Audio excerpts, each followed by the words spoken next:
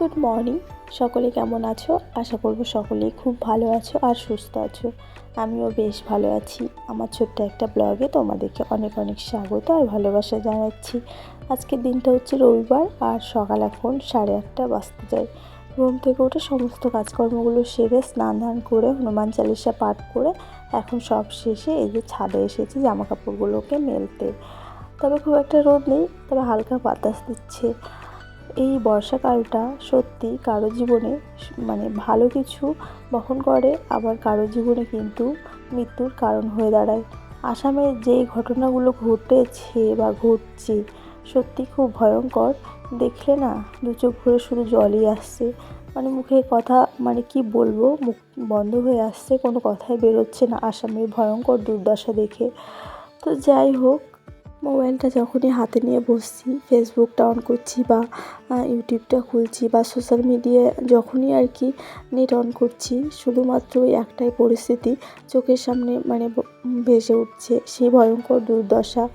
মানুষের কার জীবনে কখন যে মৃত্যু বহন করে নিয়ে আসে কেউ বলতে পারে না।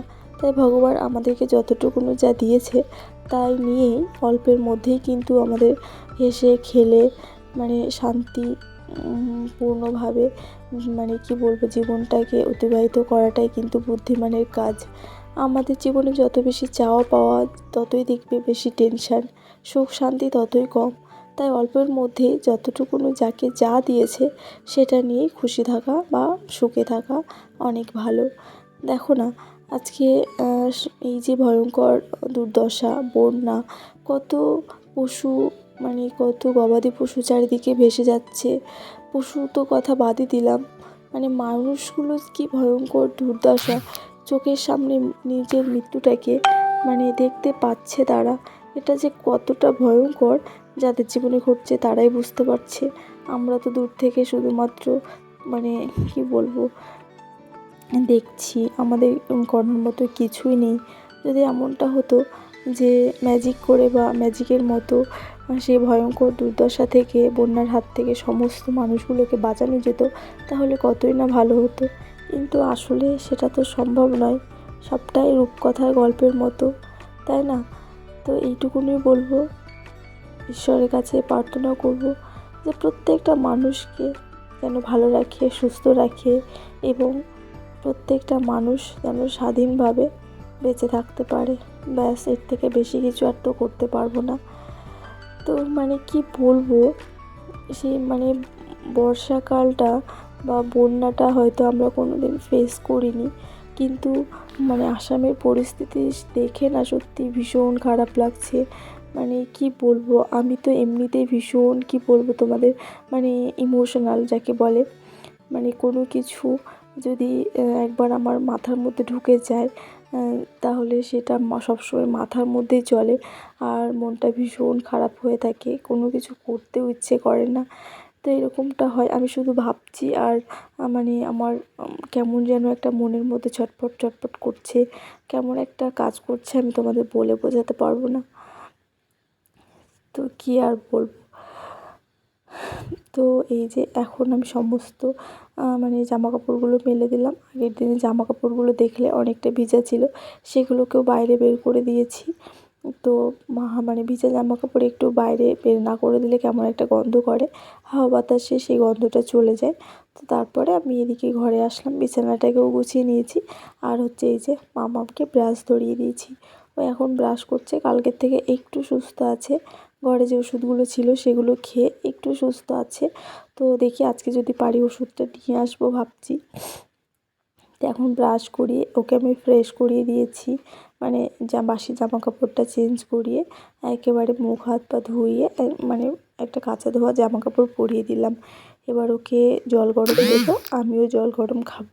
এটা আমাদের মা মেয়ে দুজনের প্রতিদিনের অভ্যাসে হয়ে গেছে এখন। সকালবেলায় মামামও কিন্তু খায় আমার সঙ্গে একটা বড় কাপের 1 কাপ জল, আর আমিও 1 কাপ থেকে 2 কাপ খাওয়ার চেষ্টা করি। আর এদিকে তোমাদের দাদাভাইও চলে এসেছে, ও ফ্রেশ হয়ে নিয়েছে। আর আজকে সকালে জলখাবারে রয়েছে জ্যাম পাউরুটি। আগের দিন জ্যামটা নিয়ে এসেছে, তো পাউরুটি ছিল না বলে খাওয়া হয়নি। তো আজকে সকালবেলায় আসার পথে পাউরুটিটা নিয়ে এসছে। তো পাউরুটি খেলে আমি সেঁকে নিই, কারণ এমনি পাউরুটি খেলে প্রচণ্ড পরিমাণে গ্যাস হয়ে যায়। তো সেই জন্য পাউরুটিটাকে আমি ভালো করে সেঁকে নিয়েছি, তার মধ্যে জ্যাম মাখিয়ে এই যে এটাই হবে সকালের জলখাবার। আর মটরটাও ভিজতে দিয়েছি, কিন্তু ঘুগনিটা এখনও করা হয়নি, পরে করব ঘুগনিটা। জ্যাম পাউরুটিটা ছিল বলে আর ঘুগনিটা মানে আর করলাম না, পরেই করব। তো এদিকে দেখো আমি আর তোমাদের দাদাভাই খাবো, মাম্মাম তো ছুঁয়েও দেখবে না, ওর আবার এসব পছন্দ হয় না। তো যাই হোক, এদিকে দেখো আমরা দুজনেই কিন্তু খেয়ে নিলাম। আর আজকে যেহেতু সানডে, আজকে একেবারে বাজার হাট নিয়েও চলে এসেছে। তো এদিকে দেখো বেশ কিছুটা ডিম এনেছে, তো ডিমগুলোকে এখন আমি এই যে সাজিয়ে রাখবো আর কি, কারণ ওখানে রাখলে পরে কখন যে মাম্মাম ভেঙে দেবে সেটা বলার নেই। তো এই ছোটো গামলাটাতে করেই রাখবো বলতে পারো। আর আজকে রান্না হবে মাছ, মাম্মামও বললো চিকেন খাবে না, আর আমাদেরও চিকেন খেতে একদম ভালো লাগছে না। তো সেই জন্য এনেছে মাছ, বলেছিলাম ইলিশ মাছ আনতে। তো ইলিশ মাছ ছোট পাইনি, ছোট বলতে মানে আমাদের তিনজনের মতো হয় এরকমটা পেয়েছে, অনেক বড় সাইজের, মানে 1 কিলো 1.5 কিলো ওজনের মাছ ছিল বাজারে। তো অত বড় মাছ নিয়ে আমরা কি করব, ফ্রিজ নিয়ে যেয়ে ফ্রিজ আপ করে খাবো। তো সেই জন্য অত বড় মাছ আর কি নেওয়া হলো না। আর আমরা কিন্তু এখনও পর্যন্ত বর্ষার ইলিশ কিন্তু একদিনও খাইনি। তো যাই হোক, দেখা যাক এরপরে একদিন আনবে বাজারে, ছোট পেলে। বড় মাছ নিয়ে না সমস্যা হয়। তো তারপরে আজকে তো রবিবার, সোমবার খাবো না, মঙ্গলবার খাবো না, এবার 3 দিন ধরে থাকবে, সেই জন্য আরও বারণ করলাম আমি ফোন করে যে এমনি আজকের মতো নিয়ে এসো। তো এখানে নিয়েছে রুই মাছ, অনেকটাই নিয়েছে। আর এখন আমি এই যে মাছটাকে ধুয়ে একেবারে পরিষ্কার করে নিচ্ছি। আর সকালের বাসন মানে চায়ের বাসন, তারপরে তোমার খাবার খেলাম সেই বাসন কোসন ধুয়ে সবজি টবজি গুছিয়ে আমি মাছটাকে ধুয়ে নিয়ে এবার হচ্ছে দুপুরে রান্নাবান্নার দিকে যাব। আরও একটা বিশেষ কাজ রয়েছে, তো দেখা যাক। আটা তো শেষ হয়ে গেছে, আগের দিনই বললাম একদম ঢোপঢাপ আর কি ধুয়ে একদম পরিষ্কার করে নিয়েছি। তো গমটার আজকে ব্যবস্থা করব ভাবছি, যদিও রোদটা সেভাবে পড়ছে না। তো দেখা যায় কি হয়। তো এদিকে মাছটা তো আমি ভাজতে বসালাম। তো তোমাদের দাদাভাইকে বললাম যে মাছটা তুমি দেখো, আমি ওইদিকে গমটার আর কি ব্যবস্থা করি। গমটা ধুয়ে রোদে দেবো ভাবছি, আবার গমটা রোদে দিলে ওখানে একটা মানুষ লাগবে, কারণ ছাদে যদি দিয়ে আসি শুকিয়ে যাবে 1-1.5 ঘন্টায় ঠিকই, কিন্তু পায়রাতে আমার একটা গমও আস্ত রাখবে না। তো সেই জন্য ওখানে ভাবছি যে তোমাদের দাদাভাইকে বসিয়ে রাখবো, আর আমি এদিকে রান্নাগুলো করব। তো মাছটাকে ভেজে নিয়ে মানে হচ্ছে ভাজতে বসিয়ে তোমাদের দাদাভাইকে দেখতে বলে আমি এদিকে যাব গমটাকে ধুয়ে দিতে। গমটা ধুয়ে এসে এদিকে আমি রান্নাবান্নার সমস্ত কাজগুলো কমপ্লিট করব। ততক্ষণ ও বসে থাকবে, বসে থাকতে থাকতে আমার কাজগুলোও হয়ে যাবে, আর ওদিকে গমটাও শুকিয়ে যাবে। তারপরে মানে মামামকেও স্নান করিয়ে দেবো, আর তোমাদের দাদাভাইও স্নান করে নেবে, এটাই ভেবেছি। তো দেখা যাক রোদটা হচ্ছে কি না আগে। তো এদিকে আমার মাছটা কিন্তু অনেকটাই ভাজা হয়ে গেছে, আর মাছটা আজকে খুব সুন্দর ছিল, যেমন টেস্ট একদম পুরো ফ্রেশ টাটকা মাছ বলতে পারো। তো সকাল সকাল মাছ আনতে গেলে একটু ভালো মাছ পাওয়া যায়, কিন্তু বেলার দিকে গেলে না সেভাবে মাছ মানে ভালো পাওয়া যায় না। মানে সকালবেলা একদম টাটকা মাছ থাকে, ফ্রেশ একদম।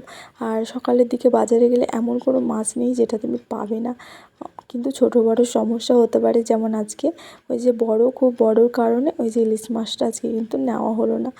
কালকে থেকেই বলেছি যে এই রবিবার আর চিকেন তো খাবো না, তো মাছ আনলে ইলিশ মাছটাই নিয়ে আসবে, এটা তো হলো না। তো যাই হোক, এদিকে তোমাদের দাদাভাইকে মাছটা এবার দেখতে দিয়ে চলো এবার আমি গমটাকে রোদে দিয়ে আসি। হালকা হালকা রোদ বেরিয়েছে, আর গমটা ঝাড়াই আছে, আমি ঝেড়ে রেখেছিলাম আনার সঙ্গে সঙ্গে। তো ঝাড়াই রয়েছে, শুধু ধুয়ে দেবো, জাস্ট শুকালেই হয়ে যাবে, মানে জলটা শুকিয়ে গেলেই হয়ে যাবে, খুব একটা বেশিক্ষণ সময় লাগবে না। তো মাছটা হয়ে গেলে আলুটা ভাজবে বা মশলা করে দিয়েছি, মশলাটা কষাতে থাকবে, ততক্ষণ আমার হয়ে যাবে। এদিকে যে অল্প করে গম বের করে নিয়েছি, আর এখন জল দিয়ে ভালো করে কষলে ধুয়ে নেব, কারণ গম ধুয়ে রোদে দিলে গমের মধ্যে যা ধুলোবালি বা মাটি থাকে সেটা পরিষ্কার হয়ে যায়, আর কিন্তু মানে কি বলবো আটাটা একদম ফ্রেশ হয়। আর অল্প করেই গম দিয়েছি, কারণ আমি তো এখন আর রুটি খাবো না, মানে খুব কম খাবো। ওই মানে খাবো না বলাটা ঠিক, আমি কিন্তু গমের আটার রুটি খাবো না। তো আমি আমার জন্য অন্য আটা আর ব্যবস্থা করেছি। তো দেখা যাক, আসলে কি বলো তো, অনেক তো হলো, সংসারকে ভালো রাখার সাথে সাথে নিজেকে ভালো রাখার দায়িত্বটাও কিন্তু নিজের। তাই আমি না বেশ কিছুদিন মানে নিজেকে নিজেই প্রমিস করেছি যে কিছুদিন সময় নিয়েছি, যার মধ্যে আমি কি বলবো, নিজেকে ভালো রাখার আর কি নতুনভাবে দায়িত্ব নিলাম। আর সেটা একটা চ্যালেঞ্জ হিসেবে নিয়েছি। 1 মাস থেকে 2 মাসের মধ্যে আমার যে ডায়াবেটিস মানে সুগারটা রয়েছে অনেকটাই বেড়ে গেছে এখন আবার। কারণ তোমরা তো জানোই আমি কিন্তু ওষুধ খাই না, ওষুধ ছাড়াই নিজেকে ডায়েটের উপর মেনটেন করি আর হাঁটাহাঁটি এক্সারসাইজ করি। তো বর্ষাটা পড়ে না বেশ হাঁটতে যাওয়া আমার বন্ধ হয়ে গেছে। সকালবেলা প্রায়ই ক্রমশই বৃষ্টি হচ্ছে, যার কারণে হাঁটতে যাওয়া হচ্ছে না। ওই ঘরে টুকিটাকি এক্সারসাইজ করছি। কোনো দিন মাম্মাম সকালবেলায় উঠে যায়, তো সেই কারণে খুব বেশিক্ষণ সময় ধরে আবার এক্সারসাইজ করতে পারছি না। তো অনেক রকম নানাবিধ প্রবলেমের মধ্যে থাকতে হয় একটা সংসার করতে গেলে, কিন্তু সমস্ত কিছু ম্যানেজ করে তারপরে গিয়ে নিজেকে ভালো রাখতে হয়। তো তার জন্য অনেকটা পরিশ্রমের দরকার পড়ে। আর সব সুখ বা সব কিছু কিন্তু এমনিতেই পাওয়া যায় না। তার জন্য অনেকটা ধৈর্য আর অনেকটাই কিন্তু বুদ্ধির প্রয়োজন হয়। তো যাই হোক, ভেবেছি তো দেখা যাক, কাল থেকে আমার সেই জার্নিটা শুরু করব আমি। তো তোমাদের সঙ্গে ডেফিনেটলি শেয়ার করব। তো চলো, এটা হচ্ছে সোমবার বিকেলবেলা বেশ কিছুটা শপিং করেছিলাম গ্রসারি, তো সেটাই তোমাদের সঙ্গে শেয়ার করছি। তো কিছুটা ড্রাই ফ্রুটস আইটেম আমি নিয়েছি। তো চলো, প্রথমেই দেখলে 1 প্যাকেট ওটস নিয়েছি আর একটা হচ্ছে ফ্ল্যাক্স সিডস নিয়েছি।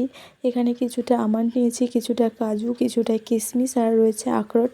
মানে এটা হচ্ছে আমার নিউ হচ্ছে রুটিন। আমি একটা নতুন রুটিন সেট করেছি নিজের জন্য। তো সেই রুটিন অনুযায়ী আর কি বাজার হাট বা সমস্ত কিছু করছি। আর এখানে নিয়েছি 2টো ড্রাগন ফ্রুটস। তো খুব ছোট্ট ছোট্ট কিউট কালকে কাটবো, এগুলো তোমাদের সঙ্গে শেয়ার করব। আর কিছু হচ্ছে এই যে কসমেটিক্সের নিয়েছি, একটা হচ্ছে বডি অয়েল আর একটা হচ্ছে ময়েশ্চারাইজার। তো এই ছিল আজকের ব্লগ। দেখা হচ্ছে পরের ব্লগে। সবাই ভালো থেকো, টাটা।